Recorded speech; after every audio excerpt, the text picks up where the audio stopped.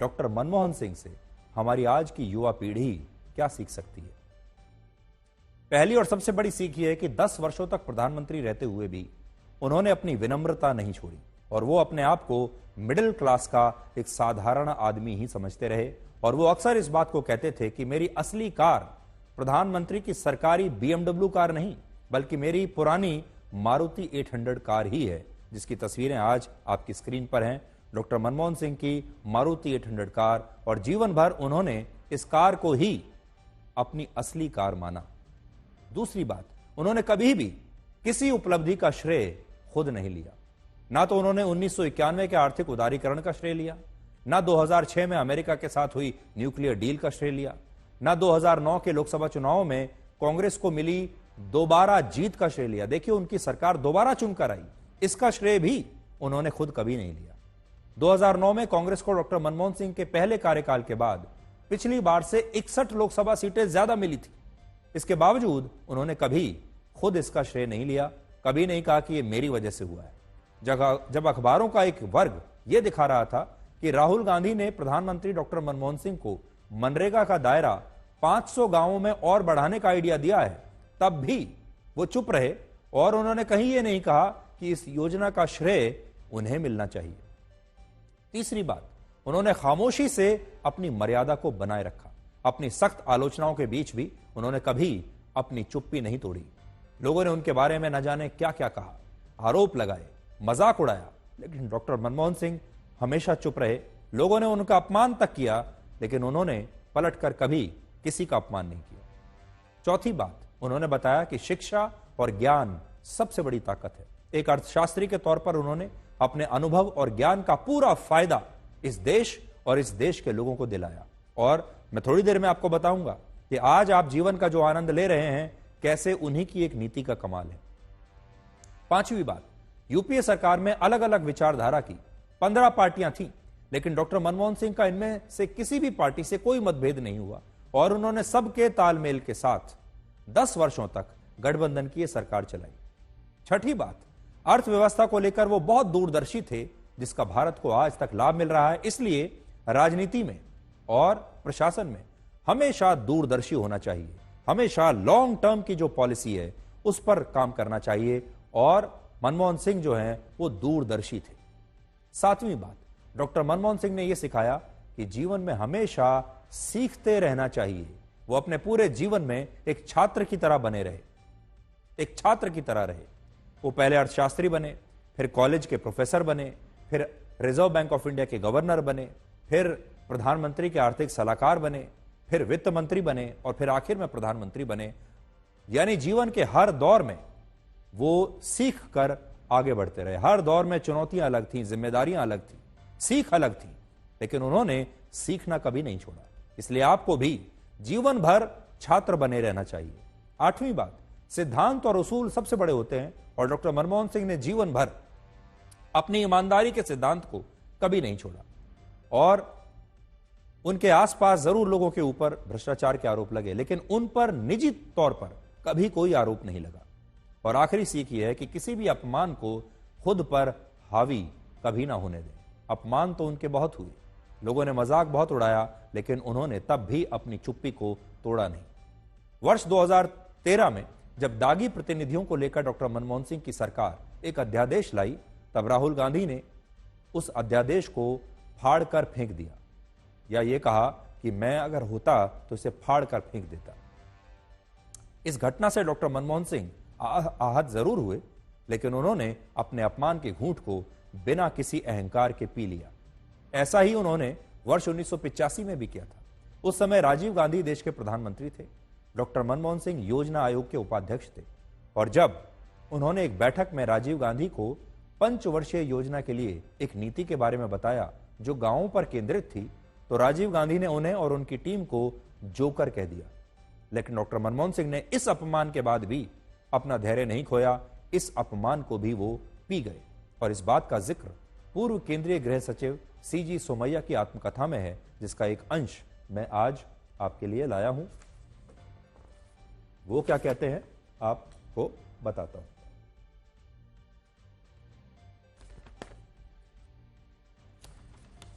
Planning commission में secretary रहे CG Somaiya ये लिखते हैं, प्रधानमंत्री राजीव गांधी ने पत्रकारों से बात करते हुए प्लानिंग कमीशन की टीम और डॉक्टर मनमोहन सिंह को जोकरों का समूह बताया और कहा कि ये लोग आधुनिक भारत के आइडिया को नहीं समझते। डॉक्टर मनमोहन सिंह प्रधानमंत्री की टिप्पणी से बहुत व्याकुल और परेशान हो गए। उन्होंने मुझसे कहा कि वो अपना इस्तीफा दे रहे हैं क्योंकि उन्हें लगता है कि उन्होंने प्रधानमंत्री का विश्वास खो दिया है। मैं उनके साथ लगभग 1 घंटे तक बैठा रहा और उन्हें इस्तीफा न देने के लिए कहा और इस व्यवहार के लिए प्रधानमंत्री की अज्ञानता को दोषी ठहराया। मैंने आगे सलाह दी कि प्रधानमंत्री राजीव गांधी युवा और अनुभवहीन है, इसलिए उनका साथ छोड़ने के बजाय उन्हें शिक्षित करना हमारा कर्तव्य है। डॉक्टर मनमोहन सिंह एक ऐसे व्यक्ति थे जो अपनी जड़ों को कभी नहीं भूले। उन्हें प्रधानमंत्री बनने के बाद अपना पहला वीडियो भाषण रिकॉर्ड करने में 3 दिन लगे थे। उनके हिंदी वाले भाषण भी उर्दू भाषा में लिखे जाते थे। और यह बात बहुत कम लोग जानते हैं कि डॉक्टर मनमोहन सिंह को शेर व शायरी का बड़ा शौक था, लेकिन उनके इस रूप से भारत के लोग हमेशा ही अनजान रहे क्योंकि उनके पास अपनी कोई सोशल मीडिया टीम नहीं थी। आज के जमाने के लोगों को यह भी देखना चाहिए, उसके बारे में बात करेंगे सोशल मीडिया के बारे में, लेकिन उनकी शेर व शायरी पर जरा नजर डालिए। She is narrated in Urdu couplet. I would also do so and say, माना कि तेरी दीद के काबिल नहीं हूं मैं,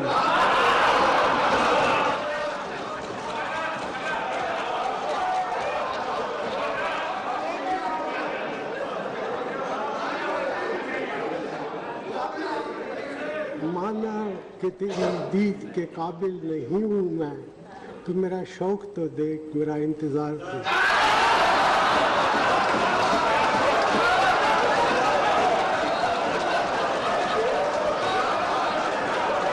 But I am reminded of a couplet by Iqbal, मिट गए मिस्र, यूनान और रोमा, कायम है अब तक, लेकिन कायम है अब तक नामो निशान हमारा, कुछ बात है कि हस्ती मिटती नहीं हमारी, सदियों रहा है दुश्मन दौरे ज़माना हुआ।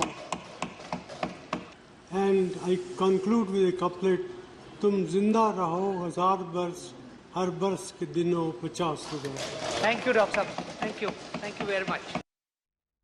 डॉक्टर मनमोहन सिंह ने अपनी छवि को कभी चमकाने की कोशिश नहीं की, अपनी ब्रांडिंग नहीं की, अपनी मार्केटिंग नहीं की। सोचिए अगर डॉक्टर मनमोहन सिंह के पास एक लंबी चौड़ी सोशल मीडिया की टीम होती, सोशल मीडिया पर और मीडिया में पीआर करने के लिए अलग से लोग होते, तो उनकी शेर व शायरी वाले इन वीडियोस को देखकर कोई कैसे ये कहता कि डॉक्टर मनमोहन सिंह चुप रहते थे और मौन रहना ही पसंद करते थे। वो बोलते थे, लेकिन यह बात कभी मीडिया में आई नहीं। और आप सोचिए doctor Manmohan Singh social media पर नहीं थे, वो सोशल मीडिया पर कुछ नहीं लिखते थे, ना अपने विचार लिखते थे, ना अपने वीडियोस डालते थे, ना अपनी तस्वीरें डालते थे। आज के ज़माने में अगर आप देखेंगे, छोटे से छोटा और बड़े से बड़ा नेता सोशल मीडिया पर कितना सक्रिय रहता है, लेकिन वो सोशल मीडिया पर नहीं थे। उनके पास आईटी सेल का समर्थन नहीं था। वो रिटायर होने के बाद इंटरव्यू लगातार नहीं देते थे। उन्होंने कोई इंटरव्यू नहीं दिया, इंटरव्यू देने के शौकीन नहीं थे। उन्हें टीवी पर आने का शौक नहीं था, उन्हें सोशल मीडिया में वीडियोस डालने का शौक नहीं था, और उनके पास ना कोई आईटी सेल था और ना ही अपना विज्ञापन करने के लिए, अपनी मार्केटिंग करने के लिए अपनी कोई सोशल मीडिया की टीम थी। लेकिन फिर भी अपनी खामोशी से ही वो बहुत कुछ ऐसा कह गए जो देश को बहुत कुछ सिखाता है। कांग्रेस के अध्यक्ष मल्लिकार्जुन खड़गे ने प्रधानमंत्री मोदी को आज एक चिट्ठी लिखी है जिसमें अपील की गई है कि डॉक्टर मनमोहन सिंह का अंतिम संस्कार ऐसे स्थान पर हो जहां बाद में उनका स्मारक बन सके। जबकि अब से कुछ देर पहले गृह मंत्रालय ने अपने बयान में कहा कि डॉक्टर मनमोहन सिंह का अंतिम संस्कार कल दिल्ली में राजघाट के पास निगम बोध घाट पर ही होगा।